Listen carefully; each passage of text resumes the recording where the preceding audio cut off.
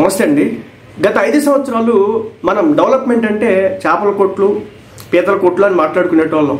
కానీ మొట్టమొదటిసారి సింగపూర్ గురించి, అమరావతిలో క్వాంటమ్ వ్యాలీ అంటూ, హైడ్రోజన్ వ్యాలీ అంటూ, ఆ తర్వాత గూగుల్ డేటా సెంటర్లు అంటూ, మైక్రోసాఫ్ట్ కంపెనీలు అంటూ, ఇవన్నీ కూడా ఇక్కడ పెట్టుబడులు పెడుతున్నాయి అంటూ, లూలు మాల్స్ అంటూ, కాగ్నిజెంట్లు అంటూ, టీసీఎస్లు అంటూ, ఇలా రకరకాల కంపెనీల పేర్లు మనం గత సంవత్సర కాలంలో వినడం అయితే జరిగింది. ఇప్పుడు చంద్రబాబు నాయుడు గారు సింగపూర్ వెళ్ళినారు. దాని మీద వైసీపీ వాళ్ళు ఏదో విధంగా అటాక్ చేయడం స్టార్ట్ చేసినారు, ఏదో డబ్బులు దాచుకోవడానికి వెళ్ళారని చెప్పేసి. మరి వింతగా ఆయన కొత్తగా సంపాదించి దాచుకోవాల్సిందే ఉందో నాకైతే అర్థం కాలేదు. కానీ వింత ఏంటంటే ఈ రోజున అక్కడ కంపెనీల్ని ఆహ్వానం పలుకుతా ఆంధ్ర రాష్ట్రానికి తీసుకొచ్చే కార్యక్రమం అయితే గట్టిగా జరుగుతోంది. దీనికి సంబంధించి చూస్తే ఆర్టిఫిషియల్ ఇంటెలిజెన్స్ సింగపూర్కు చంద్రబాబు ఆహ్వానం, ఏపీలో ఏఐ రీసెర్చ్ సెంటర్లు, ఇన్నోవేషన్ సెంటర్లకు సహకరించండి అని చెప్పేసి చంద్రబాబు నాయుడు గారు కోరడం అయితే జరుగుతోంది.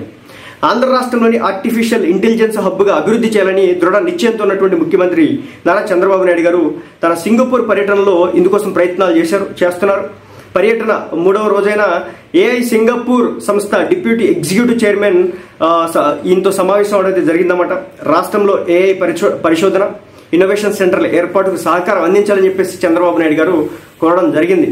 ఆంధ్రప్రదేశ్లోని విశ్వవిద్యాలయాలు, అదేవిధంగా పరిశోధన సంస్థలతో ఏఐ సింగపూర్ భాగస్వామ్యంగా పనిచేయడానికి ప్రాధాన్యత ఇవ్వాలని చెప్పి సీఎం అన్నారు.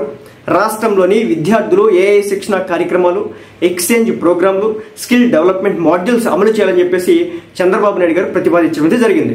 ముఖ్యంగా వైద్యం, వ్యవసాయం, విద్య, పౌర సేవల విషయంలో ఏఐ వినియోగంపై చర్చలైతే జరిగాయి.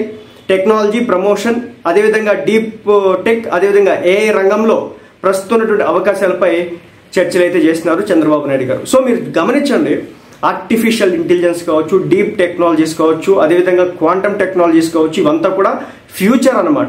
సో ఫ్యూచర్కి సంబంధించినటువంటి కంపెనీలన్నింటినీ కూడా ఆహ్వానం పలకడానికి చంద్రబాబు నాయుడు గారు సింగపూర్ వెళ్ళి ఆయన అక్కడ నానా కష్టాలు పడుతూ ఉంటే గత 3 రోజులుగా, ఈ రోజున వైసీపీ వాళ్ళు ఆ పిఎస్సీ మీటింగ్లో వాళ్ళు మాట్లాడుతున్న తీరు చూస్తుంటే ఒక ఇంత ఆశ్చర్యం వేసినటువంటి పరిస్థితి.